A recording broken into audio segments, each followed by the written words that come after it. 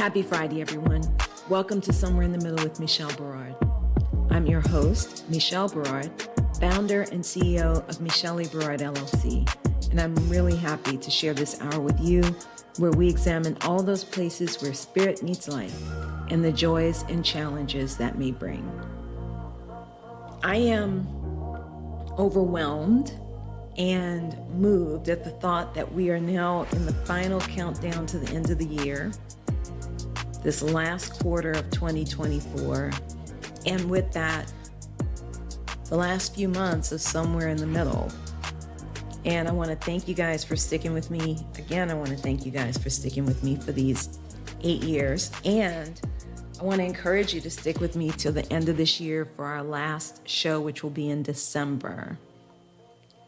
I'm really just overwhelmed thinking about all that it takes and has taken to bring other people's messages and visions to you guys.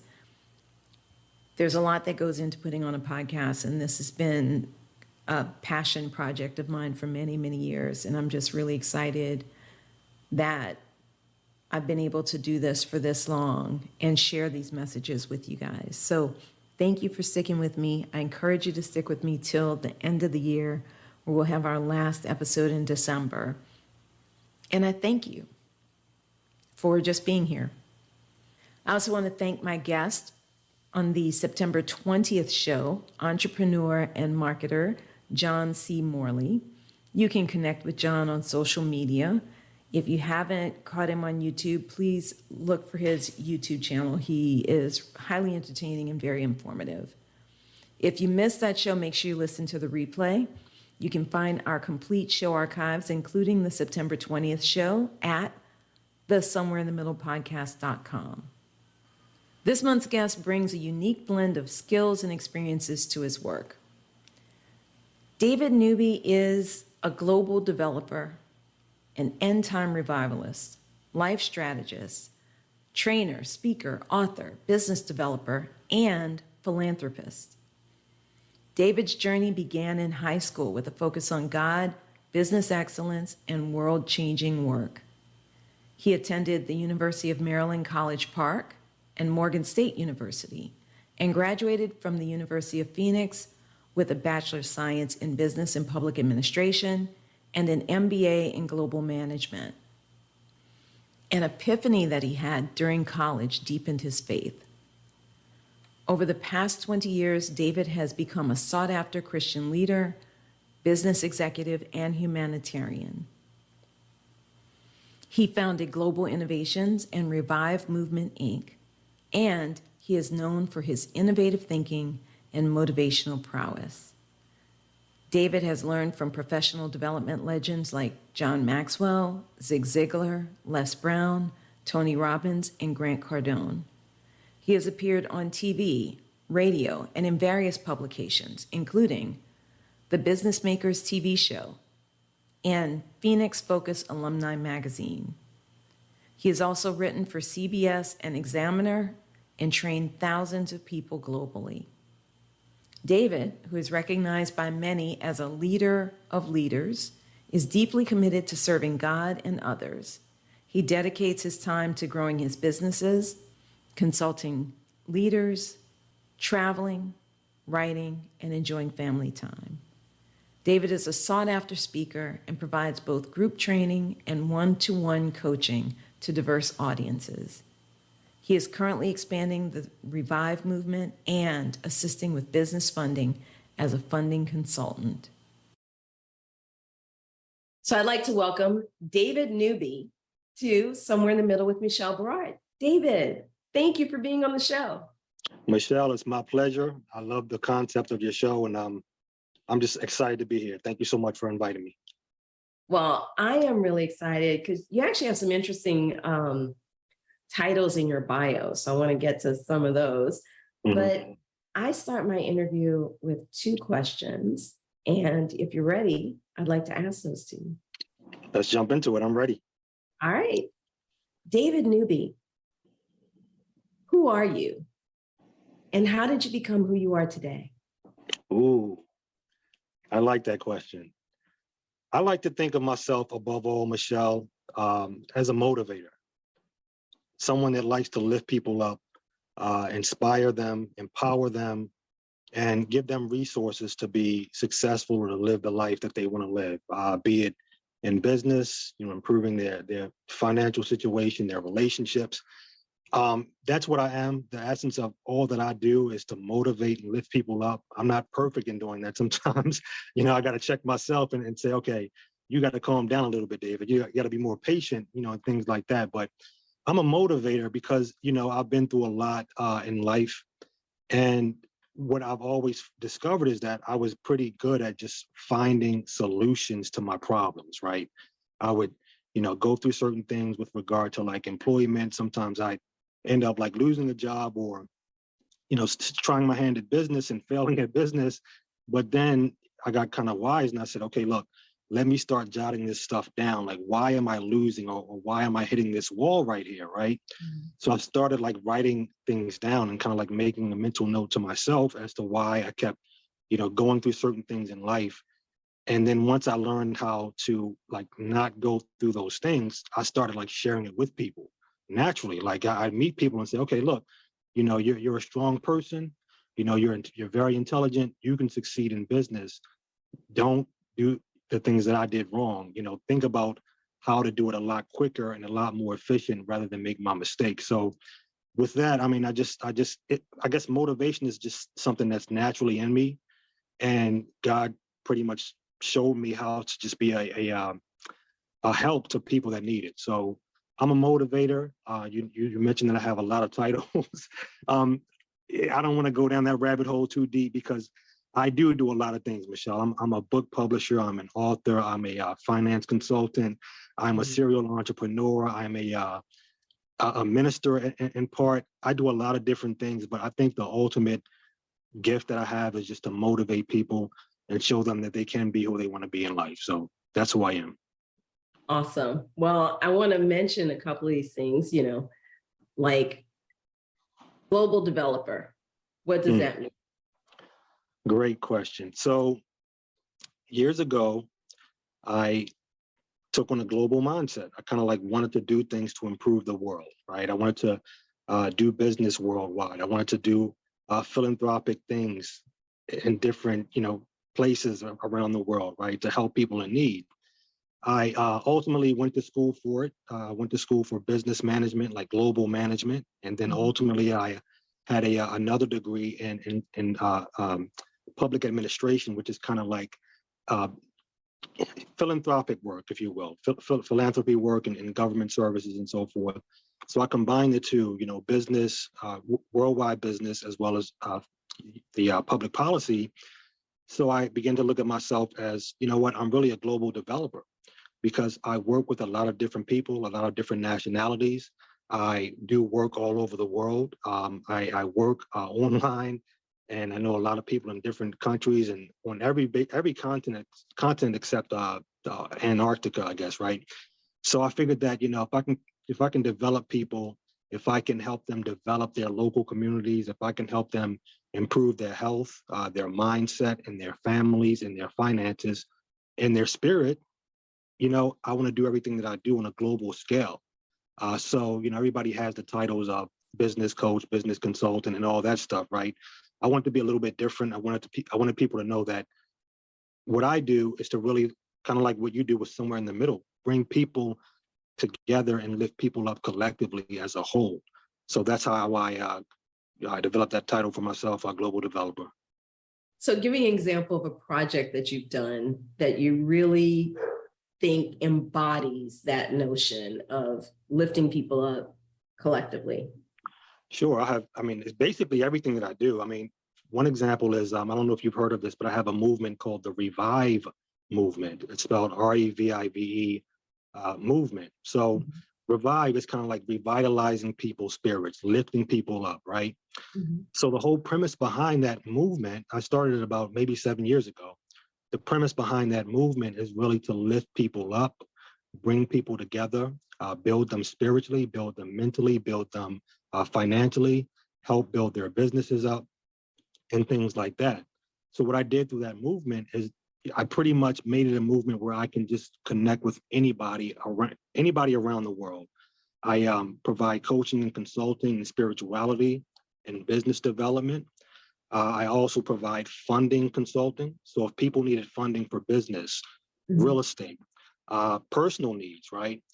We can actually fund their project no matter where they are in the world if they have a viable project. Yeah. So we have, for example, some projects in the United States that we're currently funding. Some are as low as 500,000, some are as high as 50 million, right? We have projects overseas in the same light. Some are as low as, a few hundred thousand, some are as high as several millions. So that's one way that I empower them financially. I give them the resources that they need to really get those projects off the ground. If they don't have the investor directly, I go ahead and reach into my Rolodex of my contacts, which it took years for me to cultivate, right? The contacts in the finance world. It took me years to develop these relationships. I can go straight to my investor and say, hey, look, Joe Schmo in Italy, he has a hotel that he wants to buy. It costs like $5.5 million. He has these credentials. He has these qualifications. He has this much money to put down. What do you think about his project? Now, Joe Schmo may not know my investor, but I do. And I know Joe Schmo. I can merge the two, bridge the gap, and bring them together. So I do that, kind of like financially. That's one way that I kind of like globally develop people, but I do it spiritually as well. I help get people closer to God. I have a group on LinkedIn called the Empowerment Zone. We have over 11,000 people in that group. We empower each other spiritually, mentally, relationally, health-wise, right? Because I'm good at a lot of these things, Michelle, like business and stuff like that, but I'm terrible at health. I'm terrible at like staying in shape, right? I may be a thin guy, but I got to get in shape. And I have people that encourage me, look, man, you got to do some push-ups. You got to eat better. You got to get out there and take some more walks and stuff like that. So, that group is the perfect example of me developing people globally. They can be in different countries. They can be in my country, in my state. They can be a different religion altogether. I'm a Christian, but if someone's Muslim, I don't knock a Muslim. I say, look, let's meet somewhere in the middle, right? Let's talk about that coffee that we can discuss. We may not agree on certain, religious principles, but the coffee is good, or it's a beautiful day outside. Let's walk. Let's talk about business. Let's talk about how we can empower each other in business. So when I go back to that global development phrase of mine, or why I call myself that, I develop people all over the world. I connect with a lot of different races. I'm one that came up being able to just connect with every single race, no matter what your belief is. I'm going to find something about that coffee that they're going to like. If it's not coffee, hey, this water is real good. This water is nice and cold, right? There's something that we can connect with. Yeah, thanks so much. That's awesome. So basically, it sounds like you're doing a combination of life and business coaching, and you're a connector. That's what they call people who do what you do, right? You're a connector. Yes, absolutely. How did you decide to put all of these elements together? What was it that really motivated you to put all of these things together? That's a great question, because I feel like it's not really together. It is together in the sense that it's all for the big picture global developer, right? Because I really want to revive the nations and build up the world. We're going through so much with the COVID and this, that, and the third, right? So for me, it was a no-brainer to kind of like bring it all together for the driving force of building up the world, improving living conditions for everybody. No reason why anybody in the world should be hungry or homeless or sick. There are just too many resources out there, including the people, right? We can help each other in some way. So as far as bringing it together in that sense, for me, it was a no-brainer to really bring it together as far as global development. Because for me, when things get hard or I want to give up sometimes, even me, sometimes just like, look, I don't feel like helping nobody. I want to kind of like help myself. But then I go back to the mission. I go back to the goal of, no, it's all about developing the world. I'm going to live this life, not just to enrich myself, not just to live good myself. I want to make a difference in the world.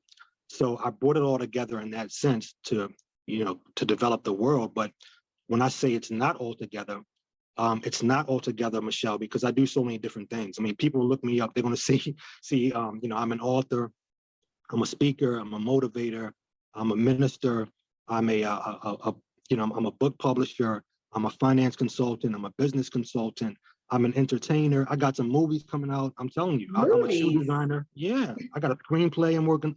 I'm telling you, I'm all over the place, right? But when I say it's not all together, and you look at all these different components of my life that aren't together, because like on this side, I'm a religious, spiritual person. I minister to people, right? But over here, I'm designing shoes, and that kind of throws the religious people off. And the secular people are like, okay, he's religious. They don't know where I'm at. But what I'm basically doing through that is developing people. I'm telling these ministers, you can do a screenplay. I'm telling the secular people, you can grow closer to God. Mm-hmm. I'm telling the people that have never started a business, you can start a business. Right. I'm telling the people that want to retire, hey, your life is not over. There's still a lot more stuff for you to do to grow the world and to build people up. So I'm all over the place, but I do it to encourage people. I do it to be an example, to let people say, look, you don't have to be inside the box that the world puts you in. If you want to travel the world, get up and travel. If you want to write a book, go write a book right now. So I'm orderly, out of order, I guess you can say. The focus is to really grow the world, but I just like being me. I like being free. I like just doing what's in my heart, right? If I'm passionate about eating and cooking, I'm going to go eat and go cook what I want. I don't care what people say. I may have to pay for it later as far as like, being out of shape and whatnot, but I'm going to live my life. Yeah, because look, I look at it like this. I told one of my colleagues the other day, I said, look, man, I'm maximizing the days in my life. I want to make sure when I eat that steak or whatever I eat, I taste the spices, I taste the texture. I want to see that sunlight. I want to go out and walk in the woods, and I want to feel that breeze on my face. I want to really enjoy life, and I want people to just do the same thing, like enjoy life, like have some fun, sing a little bit. Like, don't be so uptight if you're a minister talking about God. Yeah, I love God too, but he said have life and have life abundantly, right? I mean, you don't have to be a spiritual person to know that verse. So I just like people to live and just have fun and really be good people, encourage each other to really make a difference in the lives of other people, no matter what your race, your creed, your culture. We can all look at that somewhere in the middle and say, look, we don't agree here, but we agree that nobody should be hungry, right? We can agree over the basic human needs, the basic human needs of dignity and security and stuff like that. So I'm all over the place, but I think I'm somewhere in the middle. Well, it sounds like this is really about you trying to lead through example of really being a whole person. Yeah, but I'm broken. That's the beauty of it. Everybody's broken, right? Or is That's my point. that not the case? That's my point. I'm leading by example, but my example is, hey, I'm more messed up than you guys. Okay, give me an example of how you're broken then. I mean, we all get hurt. I mean, I've been hurt in relationships. I've been church hurt. I've had some business failures. I've had some financial struggles in my life in the past. You had your feelings hurt through colleagues or business people that talk sharp to you. You may not be perfect health-wise. I mean, there are a lot of people out there that are a lot more healthy than me. So my example is that, when people look at me, they look at me like, oh, you're not that good after all. I'm like, that's my whole point. In fact, you're better than me. And they look at me kind of like shocked, like, what do you mean I'm better? You're better than me. And then it kind of takes them, they're like, what do you mean I'm better? No, you're better. And I esteem you as someone better than me in certain areas. And I'm okay with that because I'm confident in myself. But I'm better than you in certain areas, and I'm not cocky with it. So, see, I want you to be better, Michelle. I want you to be the better host than I am on these Zoom calls. And I'm sure you are, right? But that's the beauty of life. I have no idea. So you may not have any idea, but people can look at you and say, oh, wow, she has a pretty smile, or she's very articulate. She's very professional. But it's an admirable thing, but to a confident person, it's like that inspires me. You know what I mean? So I lead by example in the sense that I'm confident in my flaws even, because I can make light of it. I can make a joke out of it. I can make people laugh at me and make people say, oh, if he can do that, he's not the most, the most professional on video, but if he can do it, I can definitely do it. That's what I want. I want people to be better than me. I want people around. I want to be able to be the dumbest person in the room because I want to learn from all the smart people around me. All my colleagues are smarter than me, but they That's look at me as a leader, and I'm like, if I'm if I'm a leader in anything, I'm the leader in being foolish. And I look at them like I'm looking to them for advice, and they get empowered, they get inspired. But guess what I'm doing? I'm leading by example, and they don't even know it. You see what I mean? yeah. So that's me. I'm all over the place, but that's kind of like how I lead by example, I guess. Well, I think it's lovely because it sounds like a lot of your focus is not on compartmentalizing all these different aspects of yourself. Like you said, people will find so many things about you. Right. What are some of the advantages to, let's say, a business leader that you're working with, or someone who wants to be a business leader, really focusing in on all of those different aspects of themselves? Wow. I love that question because for me, like to be successful in anything, business or health, you have to make sure the other aspects of your life are in order, right? I can be the most successful minister, right? But if my health is messed up, it's going to affect how I perform on stage or how I speak, right? Or if my relationships are messed up, it ain't looking very ministerial if I'm arguing with my wife and I'm fighting, at home, but I come to church and preach, right? So to the person out there in business or otherwise, it's important that every aspect of your life be in order. Now, we're not perfectly in order. We may struggle in certain areas where we may be strong, strong in other areas, but we may struggle in certain areas. But the thing is that to look across your whole life, spiritual life, your health, your relationships, your finances, your business, recreation. Are you enjoying life? Are you going out? Are you traveling the world if you want to? Are you enjoying time with family? Are you enjoying life? So all these things have to kind of like be in as best order as you can, because if not, if one of them starts to fall, it's going to affect the other ones. Right. So with that said, I have a couple of and I'm not going to get too deep into it, but I have a couple of challenges I've developed to help people develop their lives, me included.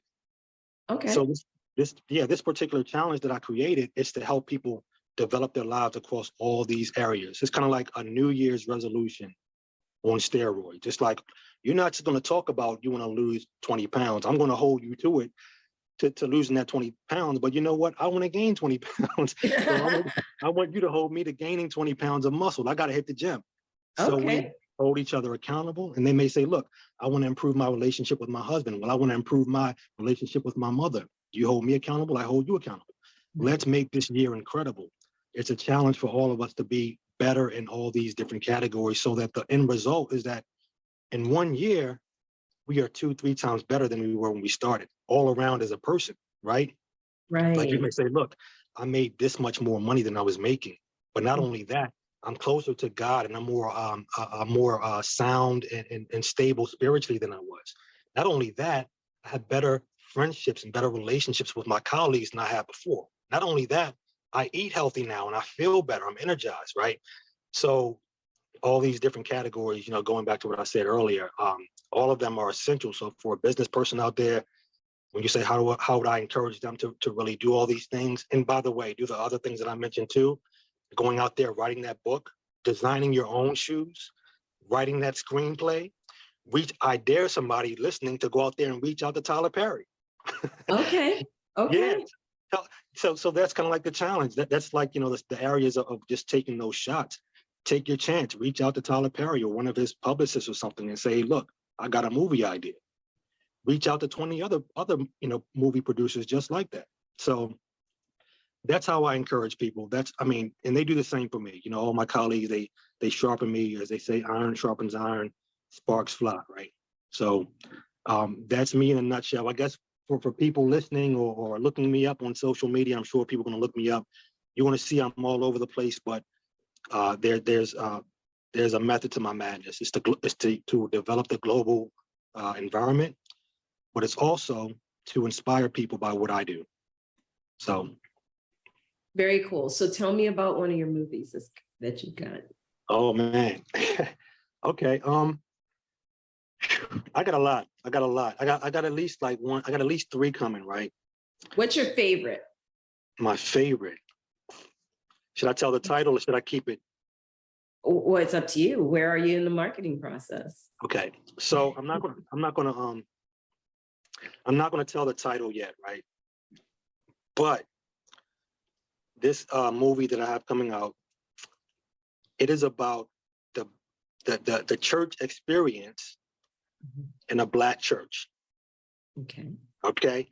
I don't know if you've been to a Black church, right? And I say that because I don't mean in a racial way, but I grew up. I'm not a religious person. I'm a spiritual person. I'm not a religious person. I'm not over the top religious, right? Mhm. But I grew up kind of like around the church. You know, my grandmother sang in the choir, so I would be like in the Black church, and I contrast that with some of the white churches I've been to. Mhm. Totally different. I'm talking about Black Baltimore City. I'm talking about chicken and you know, for lunch. I'm not saying that in a negative way, but you know what No, I I mean. know Like, what you mean. I mean, like, yeah, the old woman dancing until her wig falls off, Black church, right? And I mean, like the loosening of the spirit in the Black church is just something that not a lot of people in the world get to experience. Mhm. So that movie is pretty much talking about not just the Black church experience from being inside the church, but the struggles of the church, the struggles of the people that come to church needing prayer because they're about to get evicted, Right. or they come to church and they go home and they're having a domestic fight with their husband or wife, or their son gets killed in the streets, right? Or the pastor struggling to keep the church open because they're behind on bills. So I talk about all these dynamics in the movie where people are going to be able to see in the church, but the real life stories of people outside of the church. And, you know, for example, maybe drug dealers hustling on the corner, Mhm. but yet one of them coming to church one day and changing their lives around. Wow. You see what I mean? And then going back out on the streets and seeing one of his homeboys got shot. Mhm. So the dynamics of the Black church experience is going to be funny, going to be a lot of drama, a lot of intellect, a lot of gospel singing in the movie. I'm going to have some preaching. It's going to be hot. It's going to be hot. So I'm a writer at heart above a lot of things. So it's going to be good. And I hope to have it out in the next year or two. So we'll see. That's beautiful. It sounds like it's going to be fascinating. Thank you. It will. Thank you so much. So, what inspired you to start that particular project? Um, just well, I'll be honest with you. I'm spiritual, right? And I went to an African church years Okay. ago. Mhm. I've been to a lot of Black churches. Black churches ain't like that African church. I'm telling you, the spirit move like they dance like it's a different type of dance, a different Yeah. type of movement. And it's like I was captivated and the experience that I got from that church, I was like, wow, they're not just like serving God, but like they on a different, it ain't like Baltimore City church. It's a Right. different level of like they into it, like, you know, like wow. And I just felt it so strong. And I was like, man, what if I can take this experience to white America Right. or to Asian America and also Black America Mhm. and also Indian America, Middle Eastern America, people that may know God, but they probably don't feel the spirit like this. And they probably don't know what Black culture is like and where we come from, the slave ships, and that soul is, you know, that spirit is deep into our souls. We can be of different denominations, but we still got the connection to our ancestors and how we came over here on slave ships. It's in us. That's how we went, you know, that's how we escaped. That's how we use it to escape slavery and so forth, right? I wanted people to experience that. I wanted people to say, okay, I'm not just driving through some city and seeing all these Black churches. I saw that movie and wow, that's what goes on in there. Right. To the extent that they may want to go to a Black church one day. You see what I mean? So that's how I came up with it. I got a lot of movie, I don't want to say ideas, but a lot of movie projects in the work just like that, as powerful as that. They're coming out and people don't expect me of all people, to do a screenplay or to become a producer. I'm going to become a movie producer as well as a music producer. I got some music coming out too. I Wow. assure you. Yeah. Wow. Very creative. Thank you. Thank you. All praise to God. You know, that's what gave it to me. Well, how do you inspire people to tap into their creativity? What kinds of things do you encourage?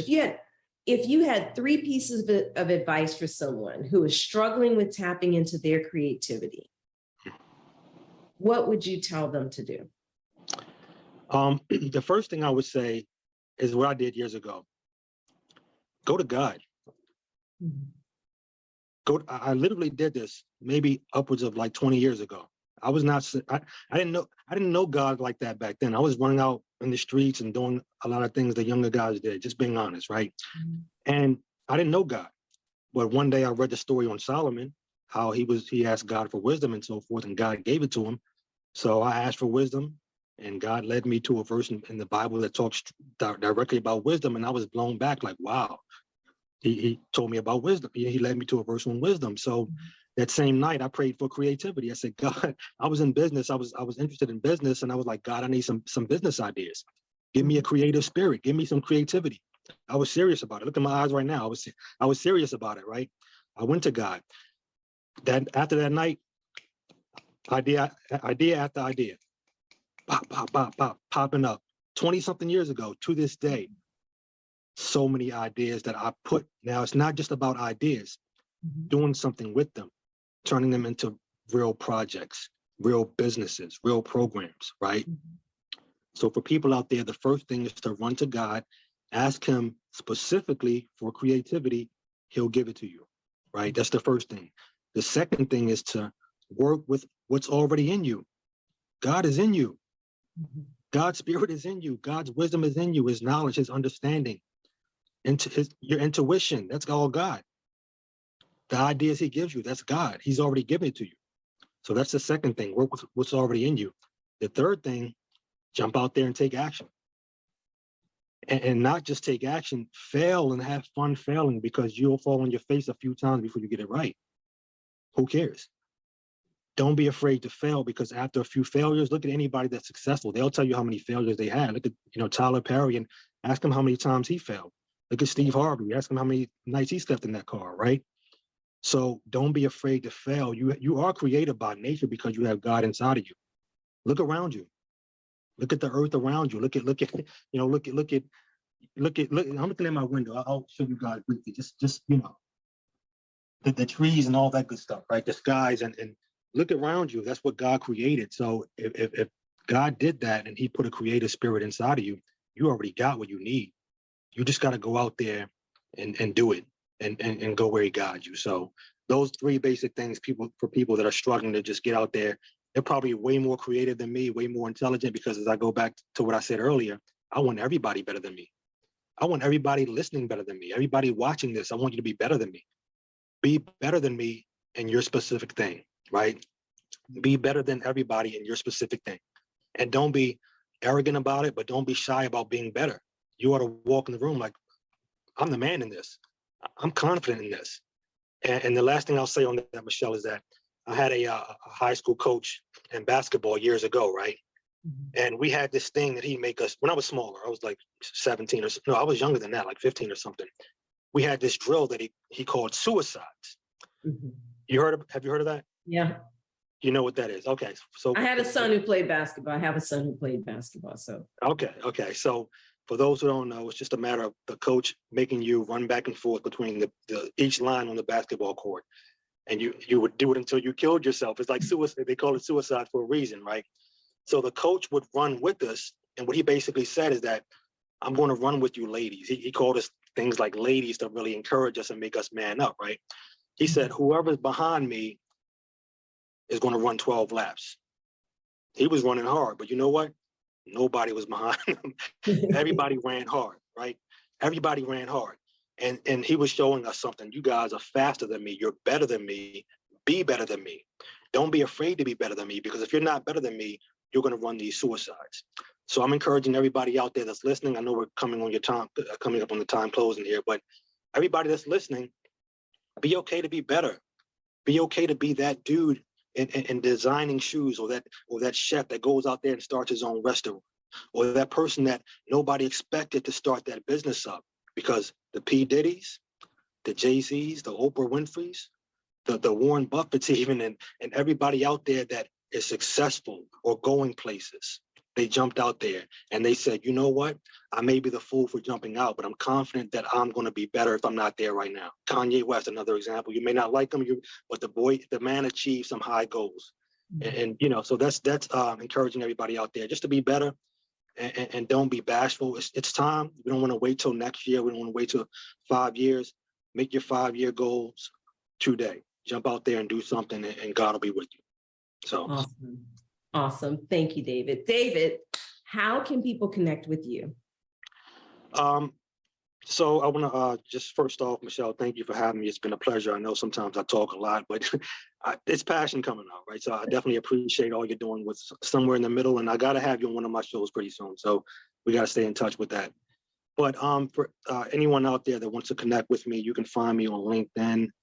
Just look me up, David Newby on LinkedIn.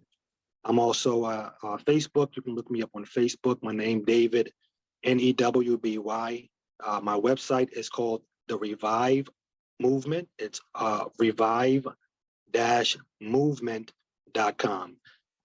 So I have another site that has all my links, right? All my links to anywhere, any project I have out right now or that's coming out. If the link's not currently on that page, it will be there soon. But you can go to allmylinks.com, like allmylinks.com/DNVM22. So allmylinks.com/DNVM22. It'll show you everything that I'm doing. So That's how you can. Awesome. All right. David Newby, thank you so much for being on Somewhere in the Middle with Michelle Berard. Thank you so much for having me, Michelle. It's been a pleasure. I look forward to, again, having you on one of my shows pretty soon. Well, that's our show this month, guys. You can reach me online at urbanbookeditor.com or michelleberard.com. You can also find me on Facebook, Instagram, and TikTok as Urban Book Editor. Send me a note. I'd love to hear from you. Make sure you tune into the show on November 15th when my guest will be business strategist Alex Ruffin. You can find us once a month on Fridays at 5 p.m. Pacific, 6 p.m. Mountain, 7 p.m. Central, and 8 p.m. Eastern Time at the somewhereinthemiddlepodcast.com. Let's continue the conversation. You guys be good, stay mindful, and remain prayerful. Peace and blessings, y'all.